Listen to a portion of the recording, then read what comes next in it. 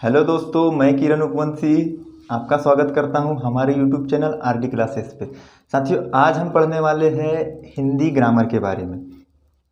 Hindi grammar की बात की जाए तो एसएससी जीडी का एग्ज़ाम हो या मध्य प्रदेश में पटवारी का हो, जेल प्रहरी का हो या और भी कोई परीक्षा हो, सब में हिंदी पूछी जाती है। अगर मध्य प्रदेश सब इंस्पेक्टर की बात करो, एमपी एसआई की बात करो तो उसमें 70 नंबर का हिंदी पूछा जाता है। तो हिंदी एक प्रतियोगी परीक्षा की दृष्टि से देखा जाए तो एक महत्वपूर्ण विषय है। तो आज हम चर्चा करेंगे साथियों वर्णमाला के बारे में। वर्णमाला होता क्या है, हम बात करेंगे वर्णमाला। तो वर्णमाला की सीधी परिभाषा होती है कि वर्णों के व्यवस्थित क्रम को वर्णमाला कहा जाता है। जैसे स्वर और व्यंजन, ये दोनों के मेल से वर्णमाला बनता है।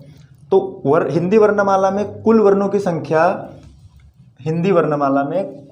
संख्या 52 होती है, जिसमें स्वरों की संख्या 13 मानी जाती है और 39 व्यंजन माना जाता है। हम बात करेंगे वर्णों के व्यवस्थित क्रम को वर्णमाला कहते हैं। तो आखिर ये वर्ण क्या होता है? लिखित भाषा की सबसे छोटी इकाई, लिखित भाषा की सबसे छोटी इकाई को वर्ण कहते हैं। बात आती है ध्वनि क्या होती है, तो मौखिक भाषा की सबसे छोटी इकाई जिसे ध्वनि कहा जाता है। अगर पूछे एग्जाम में, कभी कभी ये भी पूछा जाता है, कभी सीधे पूछा जाता है कि लिखित भाषा की, कभी मौखिक भाषा की, लेकिन कभी ये पूछा जाता है कि मूल भाषा की सबसे छोटी इकाई क्या होती है। तो मूल भाषा की सबसे छोटी इकाई ध्वनि को माना जाता है। बात करेंगे साथियों स्वर। तो स्वतंत्र रूप से बोले जाने वाले वर्णों को स्वर कहा जाता है।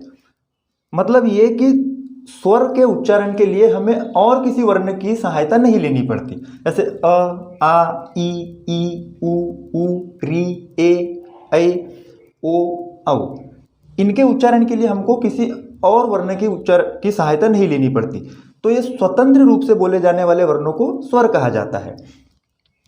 स्वरों की संख्या अगर देखा जाए तो वास्तव में 11 है, लेकिन इनके साथ अम और आहा, जिसे अयोग वहा कहते हैं, ये अ के योग से बना होता है जो व्यंजन का अर्थ वहन करते हैं, इसलिए इन्हें अयोग वहा कहते हैं। इस स्वरों के साथ अगर इनको स्वरों के साथ अगर इनको देखा जाए तो ये व्यंजन का अर्थ प्रकट करते हैं, लेकिन अगर व्यंजन के साथ देखें तो स्वरों की तरह कार्य करते हैं ये, इसलिए इन्हें अयोग वहा कहते हैं। अब बात आती है साथियों, आखिर स्वर कितने प्रकार के होते हैं? तो स्वरों के प्रकार देखो, स्वर मुख्य रूप से 2 प्रकार के होते हैं। मूल स्वर, जिसे ह्रस्व स्वर भी कहा जाता है, लघु स्वर भी कहा जाता है। सेकंड है दीर्घ स्वर। तो दीर्घ स्वर को गुरु स्वर या संधि स्वर भी कहा जाता है। मूल स्वर मुख्यतः ये देखो 4 प्रकार के हैं। अ, ई, उ, री, ये होते हैं लघु स्वर। बात आती है दीर्घ स्वर की। आ, ई, उ, ए, ओ, औ। इनको दीर्घ स्वर क्यों कहा जाता है? क्योंकि ये मूल स्वर के संयोग से बनते हैं, इसलिए इन्हें दीर्घ स्वर कहा जाता है। अब दीर्घ स्वर भी 2 प्रकार के होते हैं, मूल दीर्घ और संयुक्त स्वर। मूल दीर्घ जो सजातीय स्वर कहा जाता है, सजातीय स्वर इसलिए कहा जाता है क्योंकि एक ही जाति के वर्णों से, स्वरों से बना होता है। अ आ हो गया, ई हो गया, उ हो गया। तो ये समान वर्णों से, समान जाति के वर्णों से बने, इसलिए इन्हें सजातीय स्वर भी कहा जाता है। फिर बात आती है संयुक्त स्वर। इन्हें विजातीय स्वर कहा जाता है क्योंकि अ और ई दोनों अलग अलग वर्ण हैं। अ धन ई से ए बन गया, अ धन उ से ओ बन गया, ए धन अ से ऐ बन गया, ओ धन अ से औ बन गया। तो ये देखो पूरे 11 वर्ण कंप्लीट हुए जिन्हें हम स्वर कहते हैं। अब देखेंगे व्यंजन के बारे में। इसके पहले हमने स्वर की परिभाषा पढ़े, स्वर के प्रकार पढ़े और स्वरों की संख्या पढ़े। अब हम देखेंगे व्यंजन के बारे में। व्यंजन क्या होता है? स्वरों की सहायता से बोले जाने वाले वर्णों को व्यंजन कहते हैं। तो स्वरों की सहायता से बोले जाते हैं, मतलब ये बिना स्वरों की सहायता से नहीं बोले जा सकते। इनको बोलने के लिए स्वर की सहायता लेनी पड़ती है। जैसे हम लिखेंगे क, तो क क्या होता है, इसमें क धन अ का उच्चारण होता है क। अगर हम लिखेंगे की, तो इसमें क धन छोटी ई। तो इस प्रकार से स्वरों की सहायता से बोले जाते हैं, इन्हें हम व्यंजन कहते हैं। बात आती है व्यंजनों की कुल कितनी संख्या है, तो व्यंजनों की कुल संख्या 39 मानी जाती है। अगर मूल रूप से अगर स्वरों की व्यंजनों की संख्या बोली जाए तो मूल रूप से 33 है, क से ह तक, मतलब स्पर्शी व्यंजन से लेके ये संघर्षी व्यंजन तक। तो हम पढ़ेंगे व्यंजनों के प्रकार, आखिर व्यंजन कितने प्रकार के होते हैं और कितने होते हैं।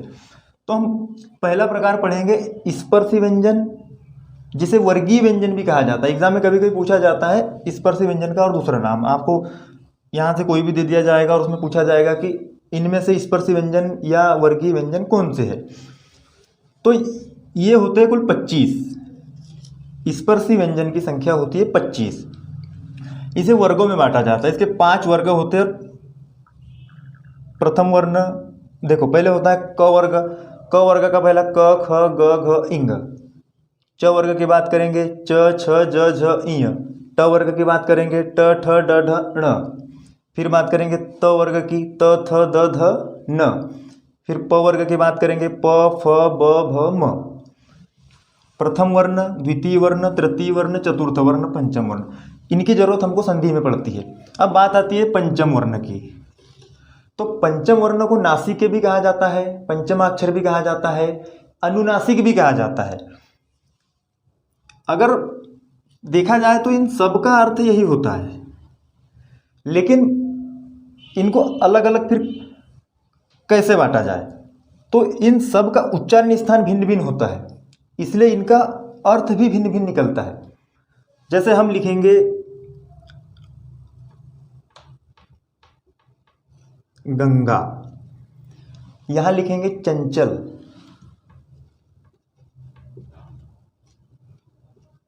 इसके बाद न के लिए देख लेंगे हम कंठ, इसके बाद हम न के लिए देख लेंगे निंदा, और म के लिए देख लेंगे हम अंबर।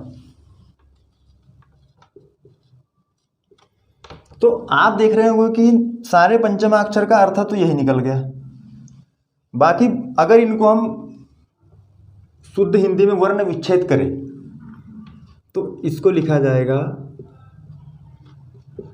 गंगा। इसकी बात करें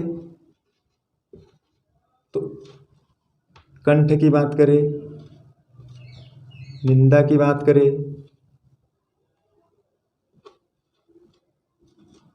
या अंबर की बात करें,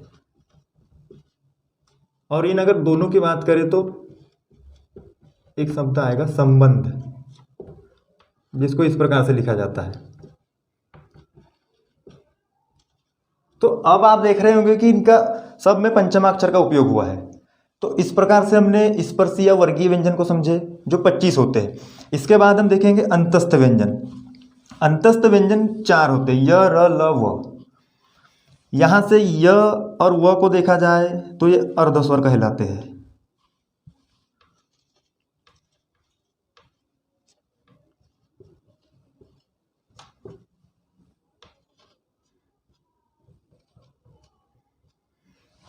इसके बाद हम देखेंगे ऊष्म व्यंजन, इसको संघर्षी व्यंजन भी कहा जाता है।